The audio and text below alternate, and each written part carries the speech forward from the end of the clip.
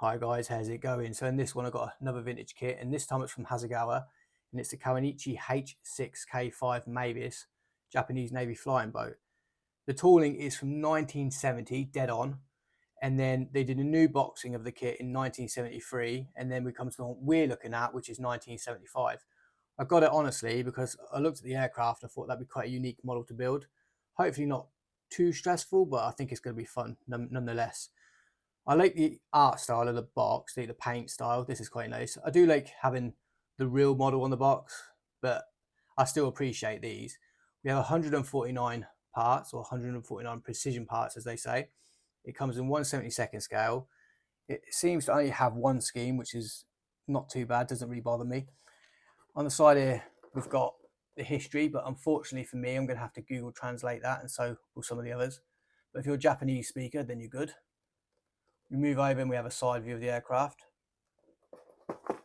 Now we turn it over to the other side, and we have what else was on offer at the time.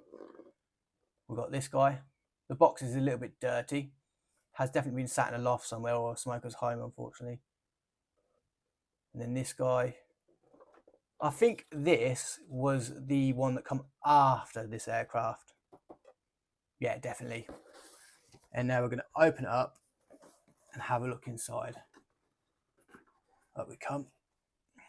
Now the guy I bought it off definitely took some extra care packaging it for me.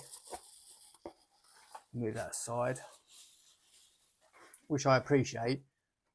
What's this? Yeah, this is just added support for the kit. Oh, hello. Huh. I wonder if did it come with kit glue, this kit, or did this just get thrown in? It's never been used. I wouldn't use it anyway because it'd be absolutely dead stale by now. But it's sealed. It was quite a nice little thing to have. I think somebody really looked after this kit a lot. Again, it's all in Japanese, so wish me luck. Be hitting that translator again. It looks nice though, the book. We'll have a close look in a sec. Move that along. It's even in a little folder, this one. Does it come with other schemes, am I wrong? No, just this one. We're sticking to this. Nice little, I'm going to keep this. That'd make a nice little poster, wouldn't it? Especially a vintage one.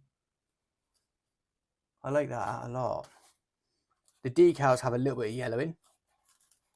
Hang on a minute. I didn't actually realise this is all sealed.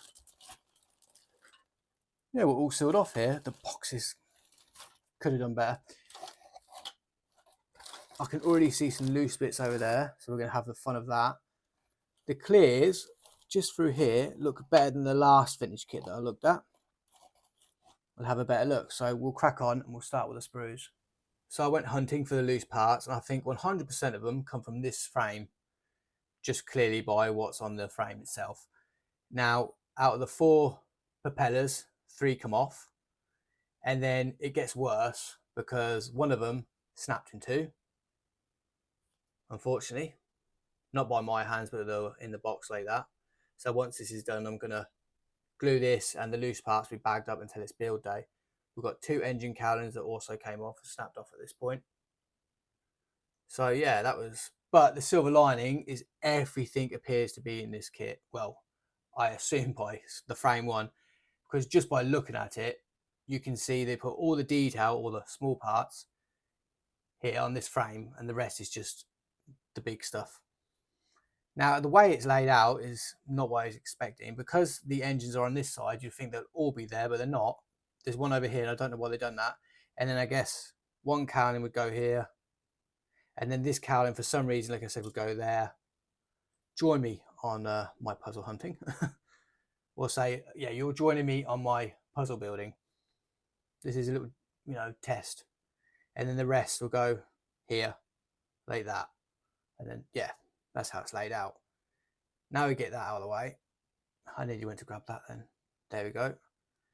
Let's have a look at the actual rest of them. There's our 2 engine cowlings.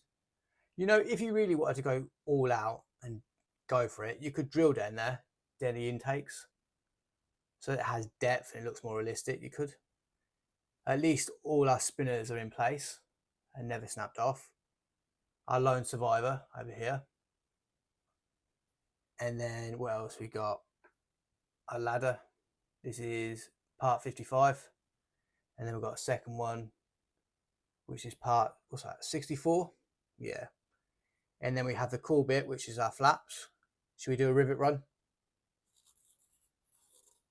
Not too bad, nice. We always like a good rivet run on here. And then we've got some supports, which will be probably for, let me look at the picture there. Yeah, for the engines to sit on the wing. And these are going to be, just by the size of them, and there's no detail, probably in the center. They're definitely your main supports for it to work on the aircraft. They have to be.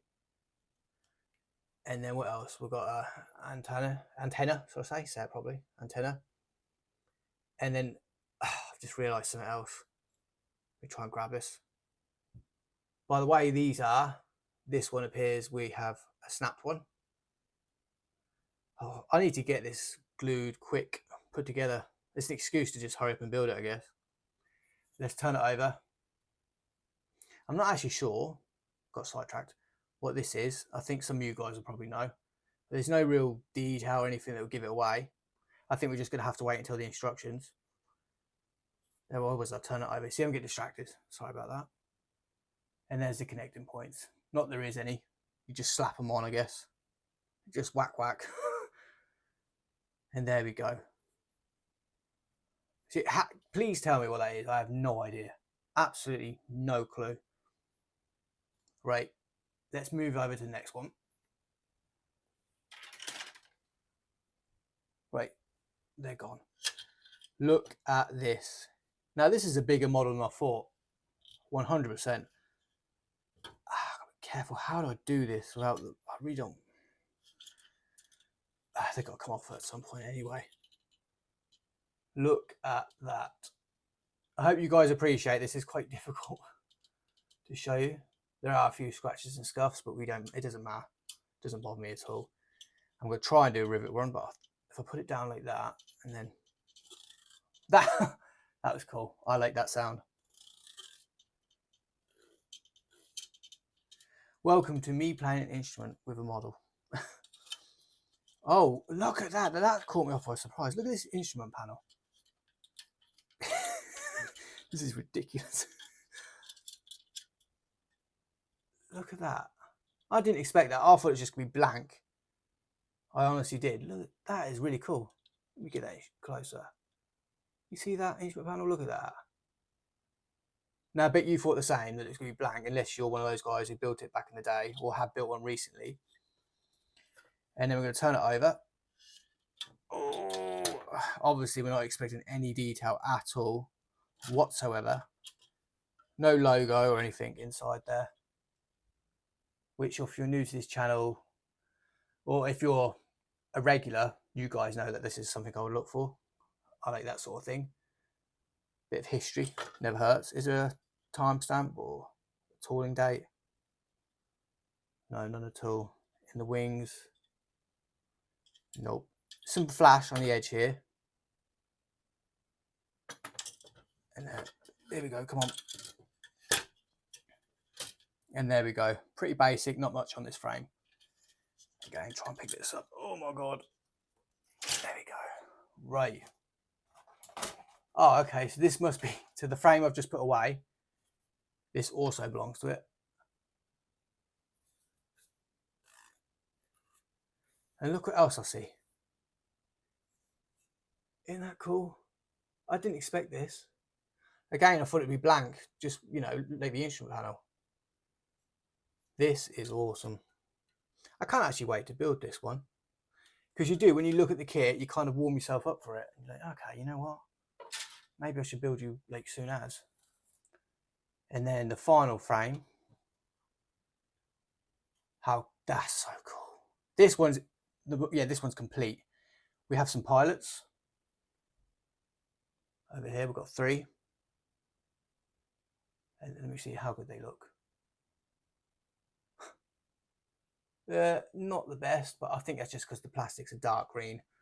So it's not really exposing much. And then we have their seats over there. And then we have the main wing. So our supports will go in this bit. Look at that. Lovely, lovely, lovely. Our little rims for the wheels. That's what I'm presuming they are anyway. What are these? Are these, what are they? Not a clue. Turn it over for the connecting points again. No branding. There's the back of the pilots. Over here, the other side of the seats. See, actually, it's a very big kit, but very basic. That doesn't bother me too much. I just think be an easy build, I guess, but it'll look big and fancy anyway, won't it? Now, when we had a look at this for the box, obviously it was just a quick glance and I thought they were in better condition. Now we've got them under the spotlight. They are, you know, not as good as I thought they were. They're still reasonably better than the last ones we did. If you looked at the vintage kit last time, those were absolutely massacred, so that's an improvement. Now, there is some scratch marks along there. We've got a big crack from there going across there. And then there's another one, if I can capture it. Can you see it just along there? They're not going to be too much of an issue because obviously if you look at the model itself, as soon as we get paint, it's going to be gone. Now, masking is going to be a pain. These are raised, so I'm probably going to use a bit of masking tape, put it on there and then apply pressure and then cut around it. But then considering there's scratches all over it, I'm probably going to want to limit that in there. So I might just do what I usually do, line a bit of masking tape up and then cut with a knife and just do square by square. Now that is obviously the longer way and the most, it's a long way around, but it's just the way I prefer to do it. I think I feel like I'm under control and it just get cleaner edges and stuff. The only one that's going to be awkward, because obviously I can't buy a masking set, is this one. These little bits here and with the curve, but they should be good nonetheless. We have some flash here and here. Then there's some flash there, but that's all to be expected. These ones are curved for the fuselage. Let me try and get a better look for you. Right along there. But they're still good. I'm quite happy with them. Yeah, like I said, the big indicator that I need to wash this kit is the grease marks there, or dirt and dust. They look like mold, which is concerning. Not concerning, but I mean, you don't really want your clear parts or your kit to have mold spots.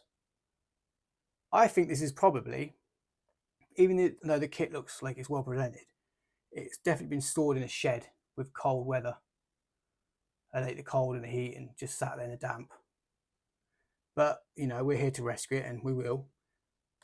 Right, let me get the micro set and we'll have a better look at them. I don't know, should I run the micro set underneath there where those scratches are, but does it really matter because I'm going to paint over them?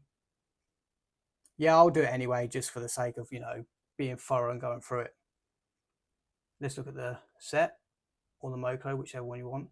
But right now I'm looking at the S&E over here. Now this one is obviously the window, so we need this to be as best as we can. See, when it's underneath there, it doesn't actually look too bad at all. Again with this one, okay, that one's not as good as the circle. Let's run in the middle just because we can. They're not that bad. Yeah, they're definitely usable. Improvement from the last vintage unboxing. Different company I know, but for us it's better. And then obviously when we put them under here, run the set under these bits, it's going to be distorted, being old and curved and all that. Actually, considering, not too bad. I don't think they're great. They're not that bad at all, actually. So yeah, I'm quite happy with these. Now, if you guys are regular to my channel, you guys already know that I usually do this. I'll go, here's the history of the aircraft, pause and read in your own time. But as you've gathered, it's in Japanese. And unfortunately, I don't speak Japanese. So if you're a Japanese speaker, here you go. But for the rest of us, including myself, we're going to have to look at the images. And that's all we've got, unfortunately. We've got actual images, though, of the aircraft itself, here and here. This one looks extremely intimidating. That looks really scary, don't it? And then we have, obviously, a picture of the actual model. And whoever did this is very skilled. That's something to aim for. Not that I'm going to get nowhere close to that, but still, I'll try my best, I promise. And then we're going to open it up, and then construction is going to begin. We're going to ignore this because, like I said, Japanese have no idea what's going on. I'm going to zoom us in to step 1, and we've got our pilots and seats going in. Now, with vintage kits, I always put the pilots in. Obviously, with a modern kit, I wouldn't. Not that we get pilots anyway in modern kits, but with vintage kits, it's kind of a must, I think, for myself. Because, not to be disrespectful to the older kits, but they do lack interior detail. It's just the way it was. So, yeah, I'll do the pilots, and yeah. And then we've got step 2, which is our engines and our engine cowling, spinner and, well, propeller and spinner going together. And then we've got a little exhaust there. Step 3. Now this bit, if you remember when we looked at the sprues a couple of minutes ago, I had no idea what this was. This clearly plays more of an important part than I expected. It just looks a mess. The sprue part itself looks a mess, so I'm going to have to clean it up. Yeah, I looked at it and I thought, yeah, well, that can't be anything really major, but clearly it is. And then step 4 and 5, we've got the canopy going on over here. And then we've got this bit. If you're into doing your own, your own rigging, then this is perfect. You're going to love this kit. But it's just going to be a challenge, that's all I'm going to say. Step 6, we've got our rear wing and rudder. And then our little wings at the side going in. And then our outcome is this, just there. And then step 7, we've got the rear, the main wings flaps. That was a mouthful. I made that hard for myself, didn't I? Going into step 8. Now, what it looks like might happen is we put these, these together up top here, slot them into the bottom part, but we don't glue them in, I don't think. And then we just glue the top part over, and then we might have flaps that actually move, which is quite a nice little thing to have. And then we're going to move over to step 9. Now, if you didn't think the aircraft was big enough, here you go with step 9. Look at that. We've got to add the wing tips into place. And then this is, I've already, look at this image. Are you ready for this? This plays with my eyes. Step 10. Look at that. Now, I wasn't quite sure where the clear parts here go. But obviously we know now they go on the sides. With the image, I could not see that. I just don't think I was paying attention. I'm not sure. These go in, and obviously don't forget to put your clear parts in before you seal the fuselage. I was right about one thing though. That's where this clear goes at the rear. But I actually quite like these old school instruction, these dioramas, these explosive pictures. I've always liked them. I don't know why. And then the instrument panel that shocked me, because this is what I thought. I can explain it better. I thought we just get this, but we get no detail at all. So when I saw that, that's why it caught me off guard. I got a little excited. So I was like, oh my God, it has detail on it.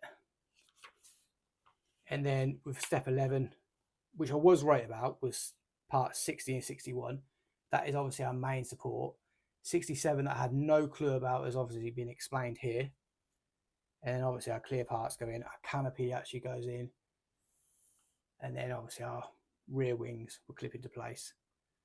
There's a lot going on. Step 12.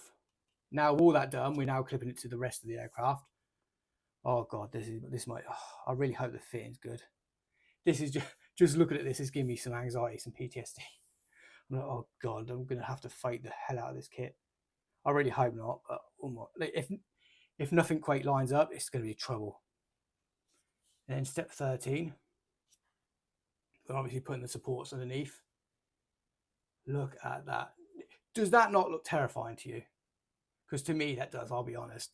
As a novice modeler, that looks terrifying. But I'll give it a go. And then step 14, look at that. Now, I do like this whole image here.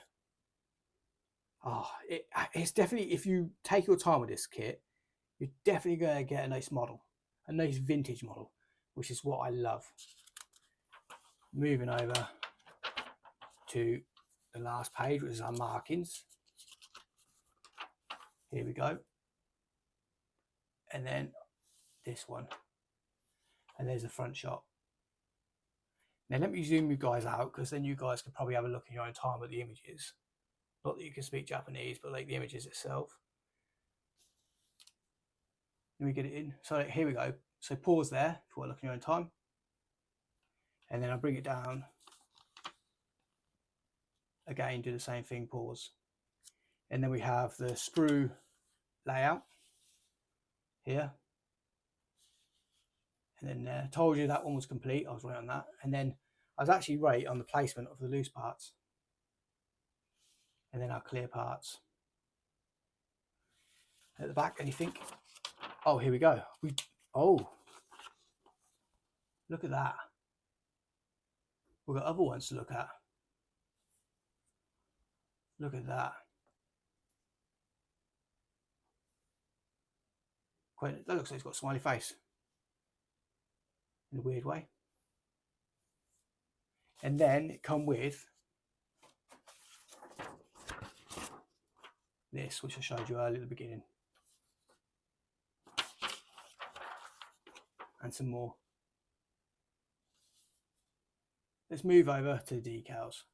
We have a similar dirt pattern throughout, just like the clears, this specking. And when I mentioned at the beginning that the decals appear to be quite yellowed, they're not actually that bad. I still will put them at the window for about a week just so I can bleach them and make them as good as I can. I will, obviously, I can't see any signs of cracking, so I don't think they'll fragment in the water, but there still is a very strong possibility they will. Because usually you get an indication, you'll see a little white, they'll just look like they're dry. But they don't have that look at all. I'm still going to put a clear coat of lacquer, leave it 24 hours, 48 hours, just as an insurance policy. Even if that fails and these are not usable at all, I will go on like eBay and find some, because they're not exactly hard to replace. There's nothing about this that makes them, like, nothing about these sheet of decals that makes it unique to this kit. I mean, maybe these are the worst. They're going to be hard to replace. There we go. I had to bring them right up so you guys could see or make out what they are. And that's really pretty much it about these. I will, however, hold them up and you guys can hit the pause button and look in your own time. Not that there's much to look at. And that's that. It is a short one with these. I mean, there is some imprinting going on at the back. I don't even know how this happens, to be honest. I think that's just purely age. So that's that. So thank you guys for watching, and I'll see you in the next one.